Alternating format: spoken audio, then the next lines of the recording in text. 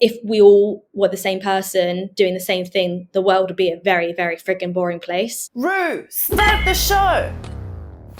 I'm Beatrice, your badass branding strategy girl, and welcome to the Art of Branding Badassery podcast. Rue expects your best branding game. You don't want to miss out on 95% of your audience, do you? Get ready to unleash your linguistic wizardry, as today we're here with another badass guest to talk about how she's locked into her creative superpower to build memorable brand voices through messaging, and how you can too. She's the queen of words, the maestro of messaging, and the ghostwriter extraordinaire for busy businesswomen and LinkedIn personal branding. Please welcome the girl that can walk while taking video, the one and only Naida Allen.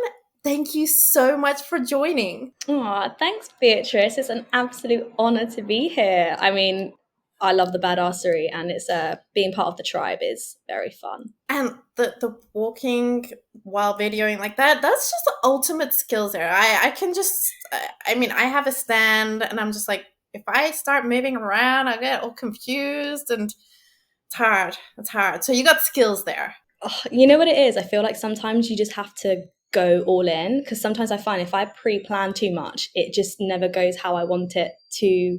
The vision is never on par with if I was like pre-planning a script. So sometimes I think if I have a thought in my head, I would rather just like quickly grab it now, record it, and then you can just edit it later. So if you have any fluff, you can cut that out. But I find if I spend too much time on like making every single word matter, it just feels too forced. So it's hard to find a balance, but also the walk and talk was something that I've been doing for like a year and a half. So it's made its way back into my life. I paused Instagram and now we're back on.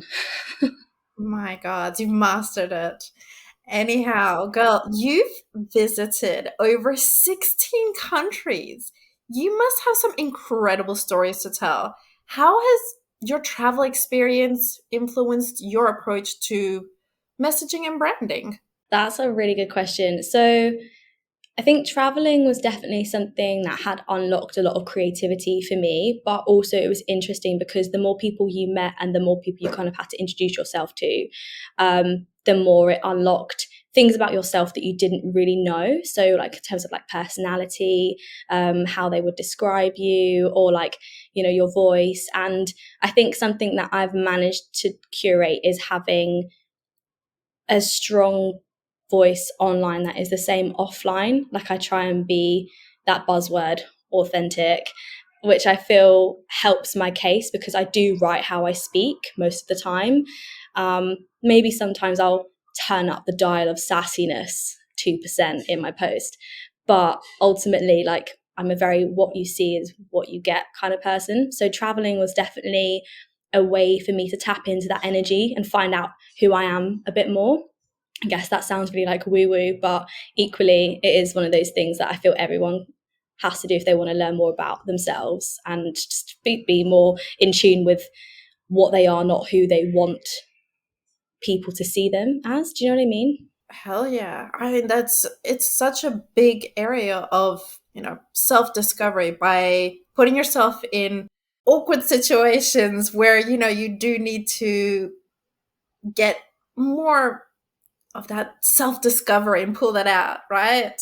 Yeah, exactly. And like traveling was amazing. Like I do have a lot of stories from that, and we just don't have enough time to cover all of them.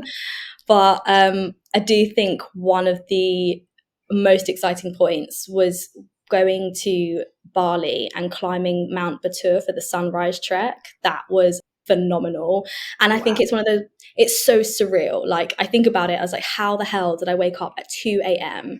to get to this mountain for 3 and just hike up a mountain in pitch black?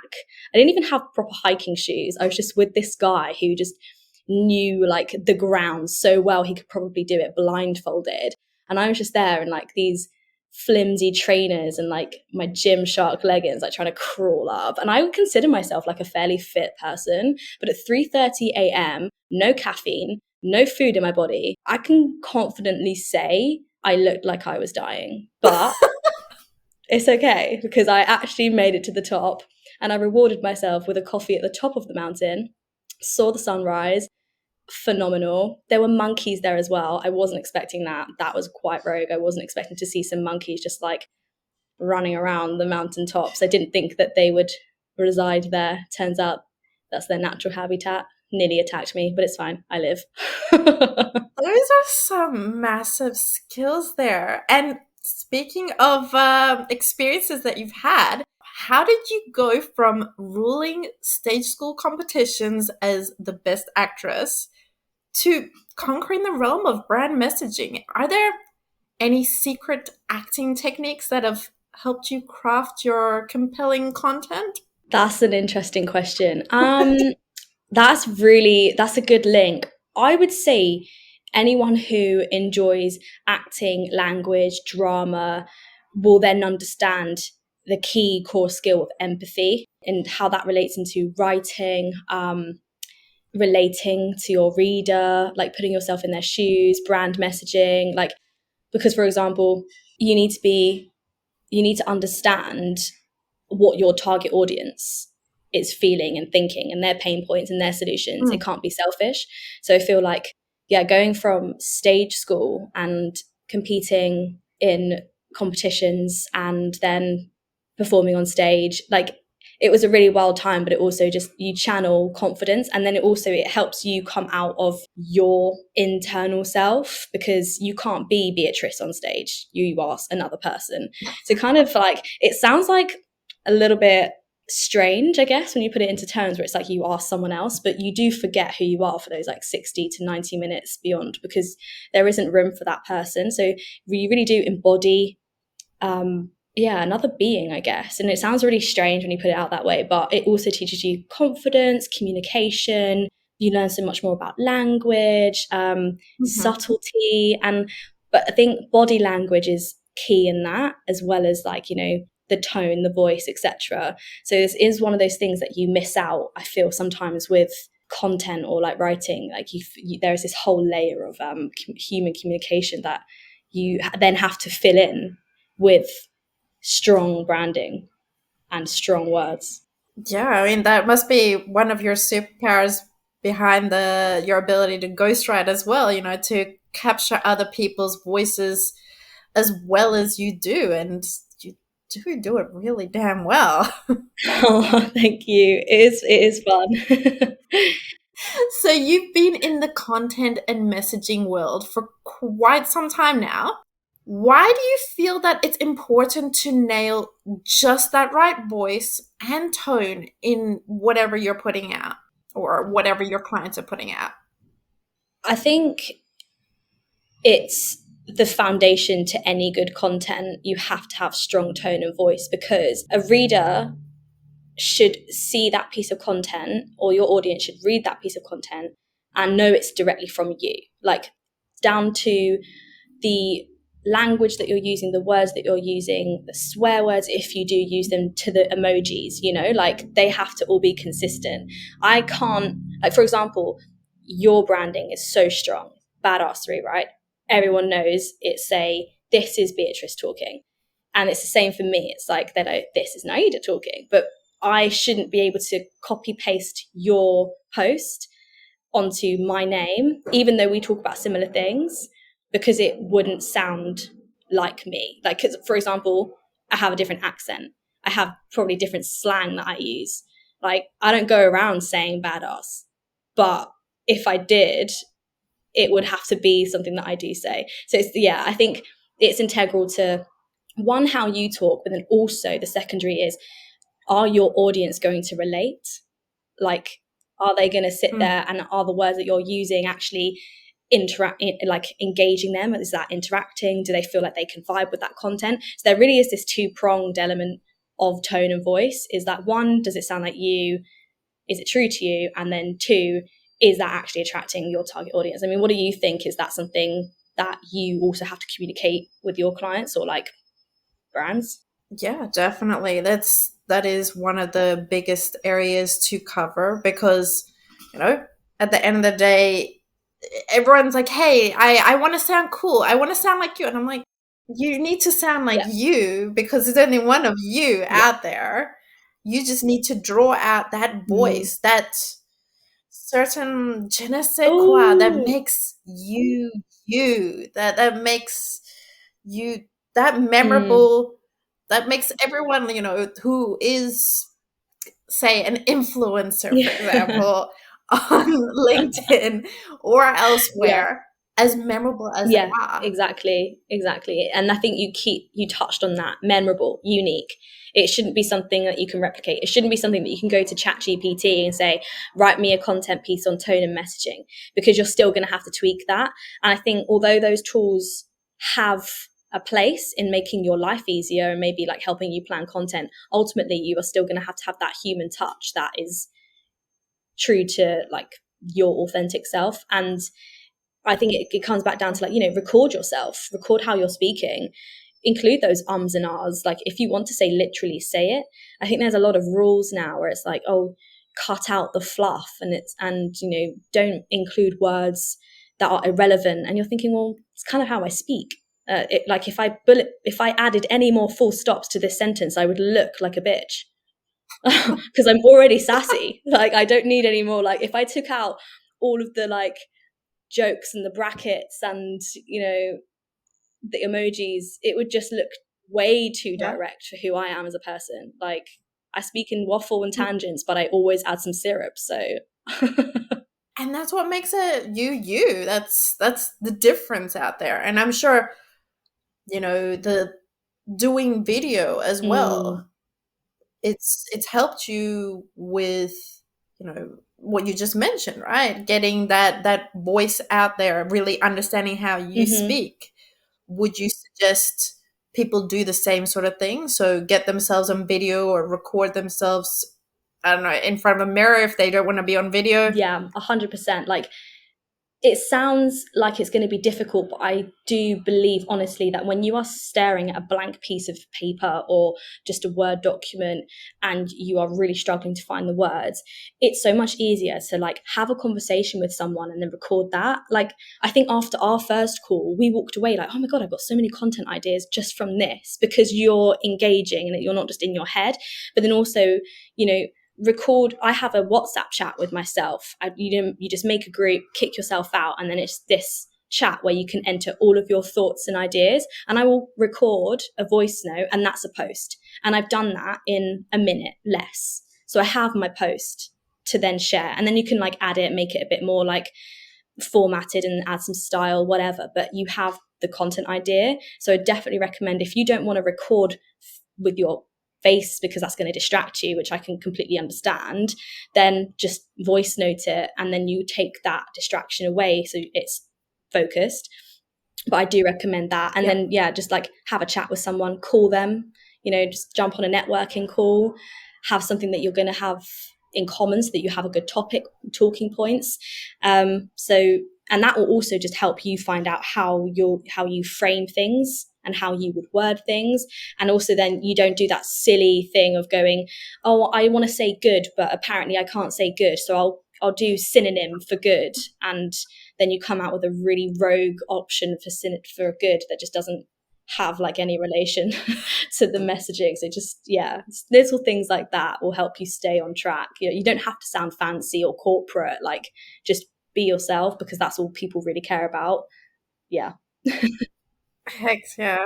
That is amazing. I love that. And as a ghostwriter, you have the knack, as we discussed, for capturing the essence and voice of your Mm-hmm. clients. How how do you ensure that their brand messaging stands out amidst the noise of whatever platform it is and captures the attention of their target audience? So we do a deep dive on my first initial calls and through onboarding, have a very in-depth questionnaire where it's down to like, what is your mission statement? Like, who is your ideal target audience? Like, give me as much detail. I don't need like, oh, my target audience is women. Okay, what kind of women? Like women in the UK or women all over the world? Like, what age are they? Like, what's their demographic? Like, what's their like class, if that's something that affects your branding, because you could be more premium, because that will affect then your messaging. Are they Gen Z? Because for example, like all the Gen Zs love a bit of Yas Queen, or like, they go, yes girl. Like you can't go around saying that to someone who is in their 60s, really, because they're not going to vibe with that language.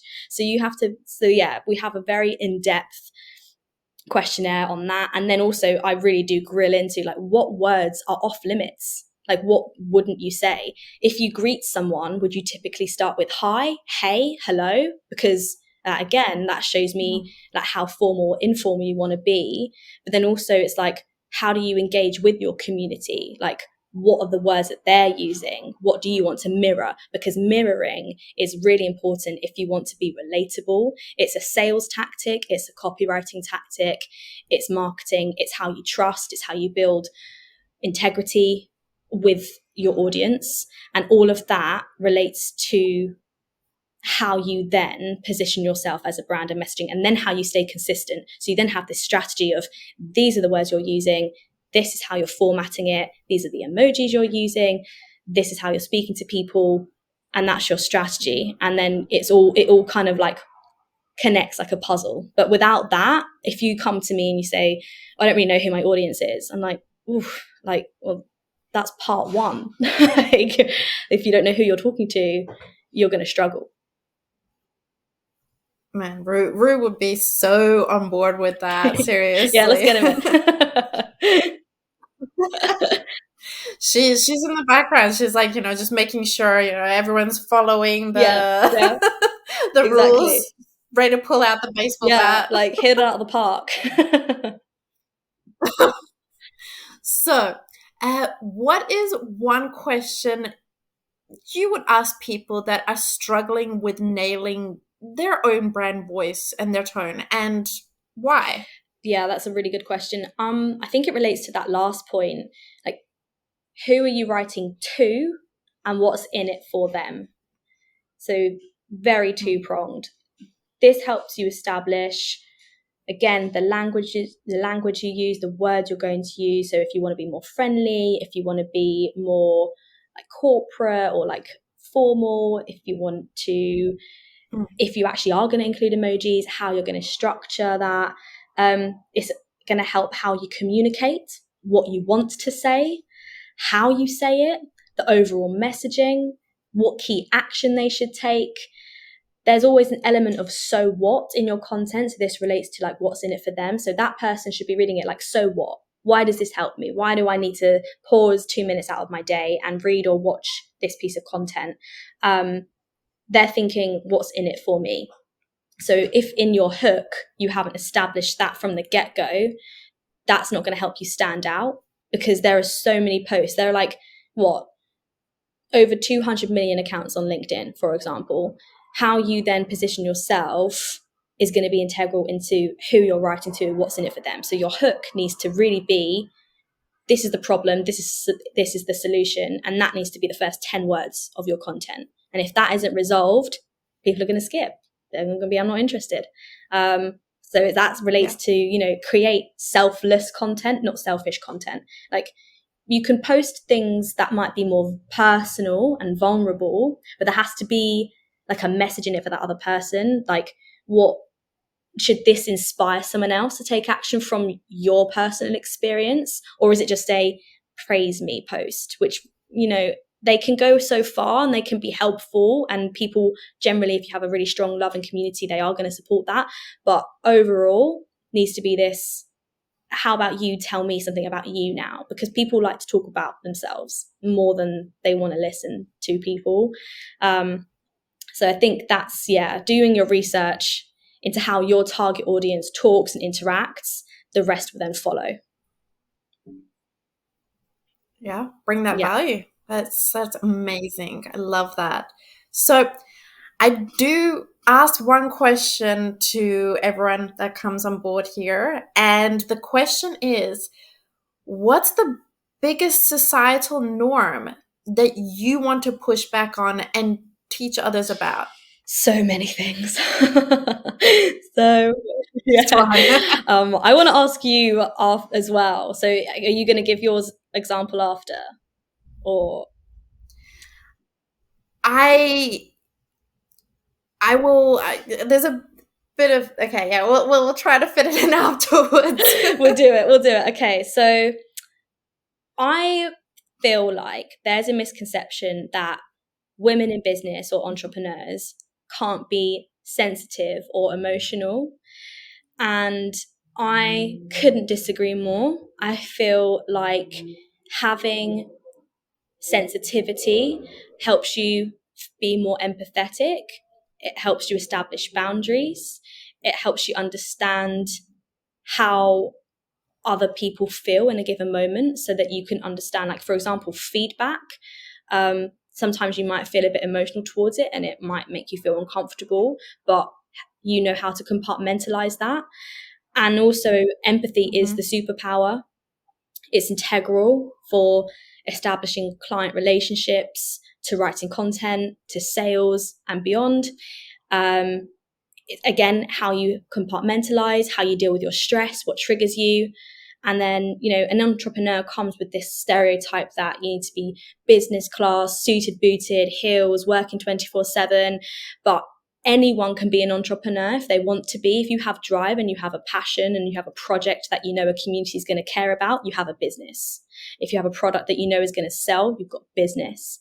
And then it's, how you then make that different, what's your unique selling point, then you take action from that. Like, honestly, I do my best work after 6 p.m. in my pajamas. Like, I don't need to be like suited and booted, but equally I understand how like image helps with your confidence. Yeah. So I think that's like, yeah, the number one like societal norm that I want to just squash, Yeah. because it's just, you I love it. can be an entrepreneur and make six figures in your slippers. Exactly. And that's the thing. And that is also the reason why I do use that as my one question, because I want to, part of my why is to push back against those Yeah. expectations, the things that we should be Mm-hmm. doing, not what we want to be doing. Be it like, taking that 9 to 5 job because we should, because it's the right thing, bracket, Mm-hmm. unbracket, or quote Yeah. unquote, the right thing that we should be Mm-hmm. doing. No, we should be doing the right thing that's right for us. And that comes out so much in branding because we're so used to looking at everyone else around us in that industry, whatever industry it might be, and be like, oh, how are they doing it? Mm-hmm. Let me try to do it like that because that's what's already accepted by people.